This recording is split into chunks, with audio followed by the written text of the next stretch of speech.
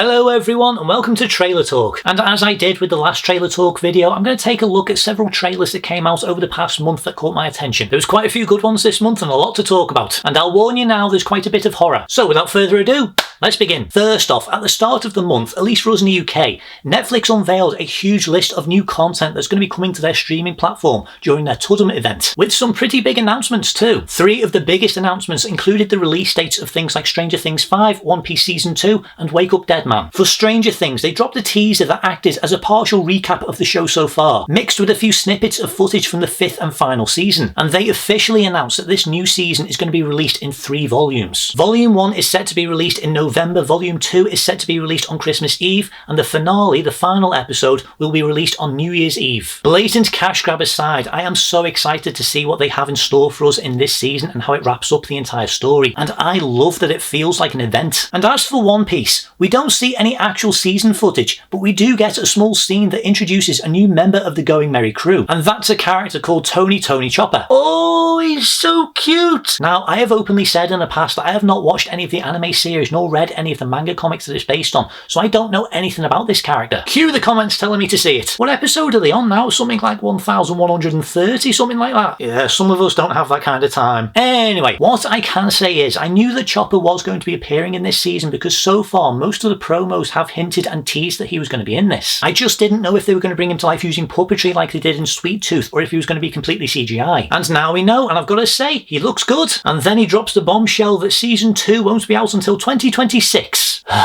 What happened to the days when we could get a season per year? But look, as much as the long wait sucks, I am so excited and happy that we are getting a second season. And I'm also excited for Wake Up Dead Man. This will be the 3rd entry in the Knives Out mystery series, and we'll see Daniel Craig return as Benoit Blanc with his very exaggerated accent for another twisty whodunit with an all-star cast including Glenn Close, Kaylee Spaney, Jeremy Renner, Mila Kunis, Thomas Hayden Church, and many more. The first 2 movies I really enjoyed. They are funny, subversive, are very well made and have some brilliant casts. So I am happy that we are getting a new one. I'm really looking forward to seeing what this one has in store. And as the announcement says, Wake Up Dead Man will be on Netflix in December. But there were 2 big trailers that caught my attention during this event, and the first one is for Happy Gilmore 2. Now I can't lie, when it comes to the first Happy Gilmore, I wouldn't say that it's a favourite movie, but I do think that it is one of the funnier Adam Sandler movies that I have seen. It was on a lot during my high school days. Anytime there was a free period, we'd often put on the DVD, and it was usually either Happy Gilmore or School of Rock. And a lot of the other kids really enjoyed it. But I was curious to see what it is that they would do with a sequel, and now that the trailer has been released, we now know. As far as I can tell, it looks to be following a similar story to the first film, with Happy entering a golfing tournament in order to raise enough money to send his daughter to ballet school. But Happy is out of sorts and has to train himself back up in order to win, which leads him to meet some old familiar faces, including arch nemesis Shooter McGavin. I can't lie, it does look like it could be a fun time, but when it comes to resurrecting an old comedy classic for a sequel, it doesn't always go well. Look at what happened with things like Anchorman and Zoolander. And yeah, it does look like this is going to be a movie that does feature a lot of callbacks and references to the first movie. So I really hope that this isn't just a rinse and repeat movie. Who wants to bet that this movie is going to go full sequel and Happy and Virginia are going to be broken up at the start because of his anger issues, and then over the course of the movie he's able to win her back? Look, whatever happens, I hope that it's enjoyable. Good or bad, I am definitely going to be checking this one out. Happy Gilmore 2 will be out on the 25th of July. The other big trailer that got released during the Tudum event that really caught my attention was for Guillermo del Toro's Frankenstein. I have been so excited about this one, and I don't want to set my expectations too high, but this looks like it could be a masterpiece. This is based on the novel by Mary Shelley and retells the classic tale of a brilliant but egotistical scientist called Victor Frankenstein, who, in his quest to play God and create life, instead creates a monster that leads to his undoing. This looks phenomenal. The atmosphere, the tension, the absolutely dazzling visuals. Why the hell is this not getting a cinema release? Come on Netflix, you can do it. Why not the Stranger Things finale as well? I'd be more than up for that. Anyway, this version of Frankenstein, like most interpretations, takes place in the 19th century with a slight science fiction and gothic twist, and I really love the look of it and the overall production design. I don't know how closely this will stick to the classic story outside the basic premise, but I am curious to see what it is that Guillermo does with it. It looks so good, and yes, absolutely, this movie for me is a must watch. I am so excited for this, and I have every faith that Guillermo del Toro and that all-star cast will be able to pull this off. Frankenstein will be out on Netflix in November. Next, we have the first trailer to an upcoming horror movie sequel, and that is Black Black Phone 2, the follow-up to Scott Derrickson's 2021 movie, sees 17-year-old Finn struggling with life after his ordeal in the first movie, when his sister begins receiving calls in her dreams from the Black Phone and sees disturbing visions of 3 boys being stalked at a winter camp. I have a slight confession. I haven't seen the first one, so I have absolutely no idea what's going on in this. I remember the first one coming out, and I remember a lot of people saying how good it was, but I didn't know if I wanted to see it or not. I may have to now, even though I may have spoiled it for myself by watching this. This looks legitimately unsettling and disturbing with some really creative and trippy imagery, plus a really good and slow increase of tension as the trailer builds up into something gory and brutal. This trailer really did get me interested in seeing this film, and it is something that I am now keen to check out. I don't know if this is going to be a cinema trip for me or not because I'm not quite brave enough yet, although I did go and see 28 Years Later in the cinema. Also, I've got to say, it does make for a really nice change that we are getting an actual scary horror movie getting released in cinemas around Halloween. Hollywood doesn't tend to do that anymore. They tend to release horror movies in August and then release them on their streaming services in time for Halloween. Please stop doing that. But anyway, based on this trailer, it does look very good and scary, and I am willing to give it a look. Black Phone 2 will be out in October. Okay, now for something a little bit different, and that's a trailer for a game that I had no idea was in development, and that is 007 First Light. It has been such a long time since we've had an official James Bond game. I think the last one came out in 2012. This new game, developed by IO Interactive, the same developers of the Hitman series, follows a younger James Bond as he sets out to earn his license to kill in a globe-trotting adventure that hits all the traditional Bondisms that you expect from this series. As far as I know, this is going to be an original story and not based on any of Ian Fleming's books. They did very quickly go over this part of Bond's origin story back in Casino Royale, but this looks so different and much bigger. The trailer for me does give a bit of an Uncharted vibe, and I kind of hope that that's what the game feels like. Also, decent use of the theme from On Her Majesty's Secret Service. I'm guessing this will be pretty story oriented and won't be open world, but maybe you do have the opportunity to go exploring and do other things outside the main plot, like Uncharted did or the last Tomb Raider games. Whatever it's like, it does look like it will be a really fun and action-packed game, and I'm really looking forward to playing it. As long as it's not too expensive. 007 First Light will be available on all consoles in 2026. Next up, we got the first trailer to a movie that I have been really looking forward to, and that is Wicked for Good. Initially titled Wicked Part 2, the second half of the adaptation of the Broadway musical will once again follow Elphaba, the future Wicked Witch of the West, and her relationship with Glinda, the Good Witch of the North. Wicked Part 1 was one of my favourite movies from last year, and I was so happy how it was adapted. I did have my concerns for what the reason would be for the pretty lengthy runtime, but I was pleasantly surprised how it turned out and how much more they were able to do. I'm going to have to do a proper review for it before Part 2 comes out. I have seen the stage show. I thought that it was absolutely brilliant, and it did make me want to see these films. And yeah, after Part 1 ended, I became so excited to see the second half of this story. And based on this trailer, it looks like it will be every bit as good as Part 1, and thankfully looks set to be a lot darker. I do feel that they may have shown a little bit too much here, but at the same time, the amount of twists and turns that this will have, trust me, if you don't know what's in store, you are in for a hell of a ride, as long as you haven't seen anything on social media. I get that a lot of you are really excited for this, but please bear in mind that not everyone has seen the show. Please don't spoil it for them. I know that the filmmakers have said that they are going to be changing a few things when it comes to the adaptation of Part 2, including new songs. I really hope it's justified and not them saying, we really want the Best Original Song Oscar. I mean, it's not exactly a high bar to reach these days. You saw what won last time. I am genuinely baffled how many people weren't aware that the Academy Board don't have to watch any of the films that they nominate. Anyway, I really do like the look of it so far, and I have every faith that they will get it right. And I'm also very curious to see what it is that they do with Dorothy in this version as well. Don't forget, so far in all the marketing, they still haven't shown her face. But as of right now, this is still one of my most anticipated movies of this year. Wicked for Good will be out in November. Next up, we have the first proper trailer to a TV series that I completely forgot was out this year, and that is Alien Earth. The new series, developed by Noah Hawley, is a prequel to the original Alien movie from 1979 and sees a young woman and a ragtag group of tactical soldiers making a fateful discovery when a mysterious space vessel crash lands on Earth, bringing them face to face with the planet's greatest threat. Confusion into how this fits into the Alien timeline aside, I think this looks fantastic. It apparently takes place 2 years before the events of the original movie, but that still doesn't really clear up how this is going to work. Anyway, this trailer, thankfully, is pretty light on story details, but it does give us an idea about what's in store. Firstly, it looks like synthetics will be very prominent in this, which I think is a brilliant idea. They are some of the most interesting parts of any of the Alien films. But the twist here being that this time we're going to see hybrids, we're going to see characters that are part human, part machine. That is a dynamic that they have yet to explore in this franchise, and it is something different. There's also a brief glimpse of some of the other creatures that are going to appear in this. It looks like whatever the ship is that crash lands on Earth is carrying both the xenomorph and a load of these other creatures as well, including this really creepy looking eyeball thing. I don't know how much presence Weyland-Yutani will have in this, but we'll see. But very smartly, they don't show too much of the xenomorph itself until it pops up at the end. In fact, you could be tricked into thinking that this could be for something else until you see the eggs. I am very curious to see how this is going to work as a TV series and whether or not they're able to maintain the suspense and tension across 8 episodes. But this genuinely does look very good, intense, and hopefully very scary. So yeah, I'm looking forward to it. Noah Hawley has made some brilliant shows over the years, so fingers crossed that this is just as good. Alien Earth will be streaming on Hulu from August. Next, we have another game, and this one came as a proper surprise to me because I didn't think that it was going to be out so soon. And that is Resident Evil Requiem. Hang on, I've got to say it right. Resident Evil Requiem.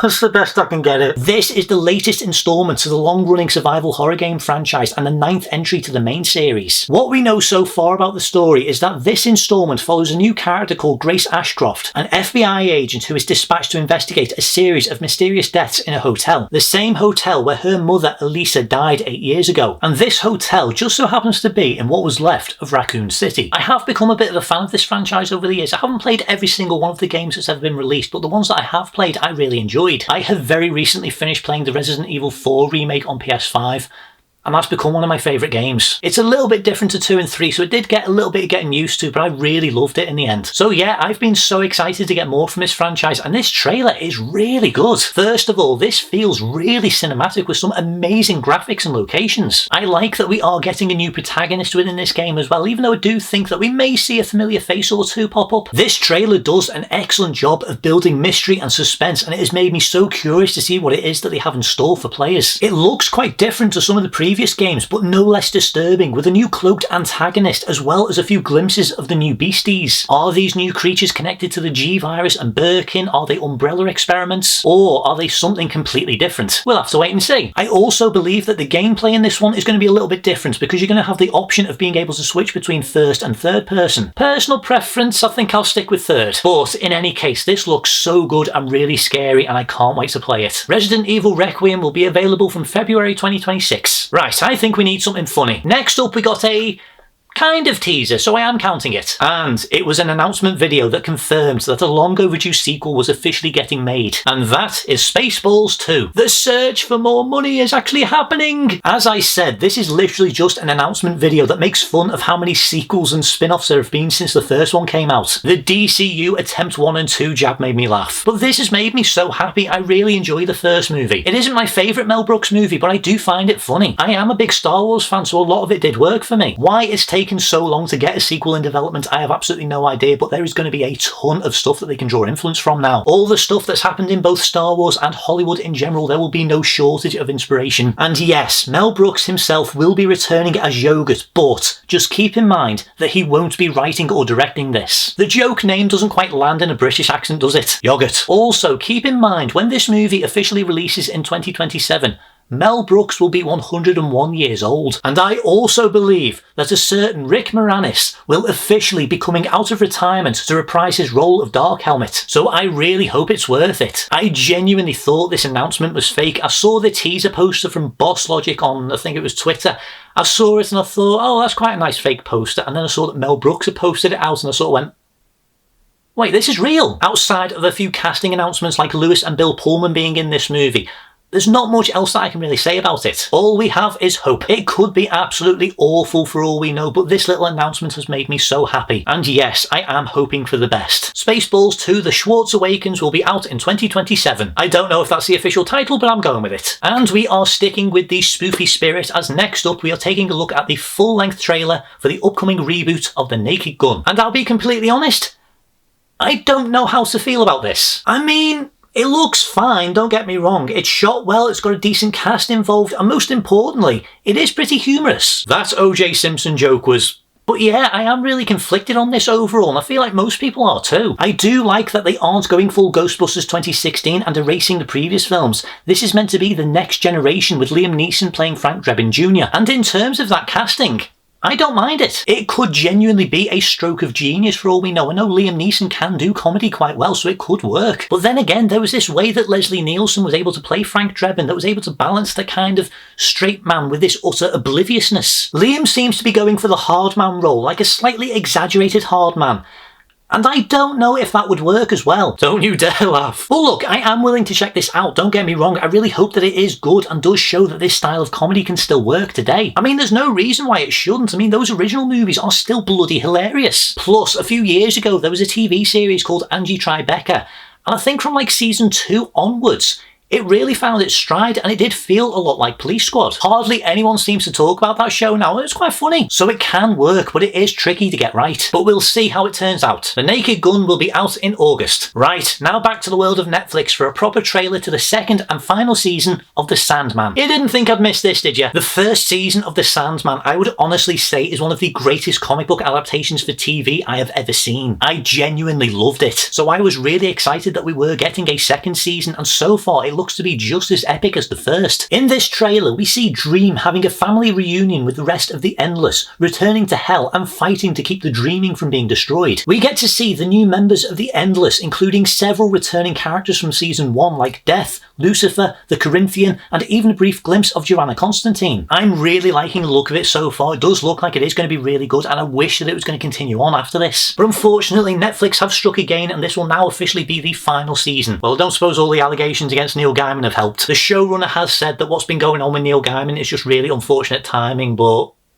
regardless, it is a shame that this will be the last season, but I am really excited to see what it is that they do in this season and how it ends. The Sandman Season 2 will be released in 2 volumes across July. Right, now we have a trailer to another reboot, and this time it's a reboot of a classic 90s horror movie. I Know What You Did last summer. The new movie follows a group of friends who, after inadvertently causing a car accident, make a pact to keep their involvement a secret. But the following summer, their past comes back to haunt them, as it turns out that someone knows what they did last summer, and they're out for revenge. This seems to be the exact same premise as the original movie, only this time they seem to be aware that this has happened before, and they meet up with the survivors of the original movie, namely Freddie Prinze Jr. and Jennifer Love Hewitt. It does have that sort of old school slasher kind of feel to it, with a group of teens being picked off one by one by a mysterious killer. Now, I will openly admit, I have not seen the original movie nor read the book that it's based on, but I am familiar with the plot. And thanks to this trailer, I now know who survives. Yes, a big part of the initial announcement about this movie was the fact that both Freddie Prinze Jr. and Jennifer Love Hewitt will be reprising their roles from the 90s movie. I'm hoping their inclusion is warranted. I really hope that it does make sense when they do become a part of the story. I do have a slight feeling that they might not be in this as much as people think they will be, but we'll see. It's rare to get this kind of slasher movie nowadays, but it does look fun, and I think I will definitely be having a look at this when it comes out. I Know What You Did Last Summer will be out the 18th of July. Right, this next one, I am a little hesitant to show too much, because we also got a full-length red band trailer to the Toxic Avenger. First off, I am actually amazed that this movie is officially coming out. I thought it was shelved forever. This movie has had such a rocky time in development. I think the initial announcement for this movie was back in 2010, but this current version of the movie was actually filmed back in 2021 for release in 2023. But then it just seemed to go quiet, and I don't think anyone knew whether it was going to get released. But now in 2025, this movie is officially getting released, and my god, it looks graphic. The trailer gives an overview of this story, showing how Winston Goose, played by Peter Dinklage, is transformed into a superhero after a horrible toxic accident. This is actually a reboot of a movie that came out in 1984. In fact, there was quite a few movies in this franchise. There was even a musical and a comic book run from Marvel as well, but this has no relation to any Marvel characters. It's not connected to the Avengers in any way, and it's got nothing to do with DC either. But in all honesty, it does look like it will be a really fun time, and based on everything that I've heard about it, I think that's what we're going to be in for. And it's definitely not going to be for the squeamish. I know they said that this movie will be rated an R in the US, but even so, Wow. After seeing this trailer, I've got a very strong belief that this is going to be rated an 18 in the UK. I would be shocked if it wasn't. Just that bit in the trailer alone of Toxic arriving into the restaurant and just knocking that guy's jaw clean off. There's a pretty decent cast involved too, including Kevin Bacon and Elijah Wood. And yeah, I think that this could be a really fun time, and I am glad that it is getting an actual proper release. The Toxic Avenger will be released in August. Right, I think I've gone on long enough, so I'm going to leave it there. Thank you very much for watching this video. If you enjoy this content, please be sure to like, subscribe, and hit that notification button. If you have seen any of these trailers, let me know down in the comments what you think about them. Which movie are you looking forward to the most, or TV series or game? Plus, if you have any suggestions for any future Rewind reviews or recommendations you would like to see me do in the future, let me know down below. But until next time, thank you very much for watching, and I shall see you in the next video. See you guys.